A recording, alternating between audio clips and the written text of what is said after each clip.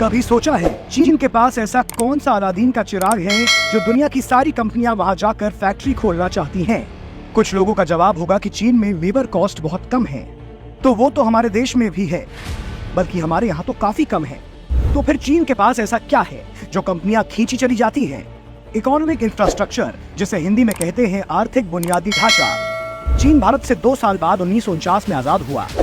उसके बावजूद आज उसके पास दुनिया की बेस्ट सड़कें हैं, एयरपोर्ट हैं, आधुनिक रेल कनेक्टिविटी है, जिसके कारण कंपनियों को फैक्ट्री से रॉ मटेरियल ट्रांसपोर्ट करना आसान होता है और वहां से दुनिया भर में आराम से एक्सपोर्ट कर सकते हैं।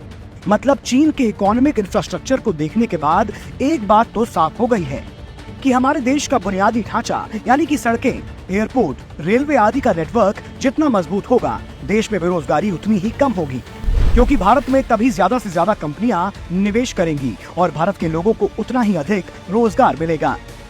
इस पूरे खेल को कांग्रेसी पीएम भले ही ना समझ पाए, लेकिन पीएम मोदी समझ गए थे। इसलिए 2014 में शपथ लेते ही इस मुकाम को हासिल करने में जुट गए। उसी काम का परिणाम है कि पीएम मोदी के मात्र 10 साल के कार्यकाल में भारत ने रोड नेटवर्क के मामले में चीन को पीछे छोड़ दिया। वर्ल्ड रैंकिंग के आंकड़ों के अनुसार भारत में 67 लाख किलोमीटर का सड़क नेटवर्क है, जबकि चीन में मात्र 52 लाख किलोमीटर ही है। मतलब चीन से मुकाबले के लिए एक बड़ा पड़ाव तो हमने पार कर लिया है। कैसे संभव हो पाया?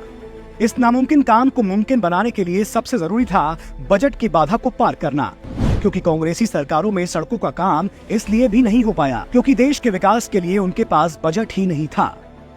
तभी तो कांग्रेस की सरकार में 2013 से 2014 में जिन सड़कों और हाईवेज के लिए मात्र 34,345.2 करोड़ रुपए का बजट मिला था, उन्हीं के लिए मोदी सरकार ने 2023 से 2024 में 2.70 लाख करोड़ रुपए का बजट दिया है, यानी कि लगभग 8 गुना ज्यादा।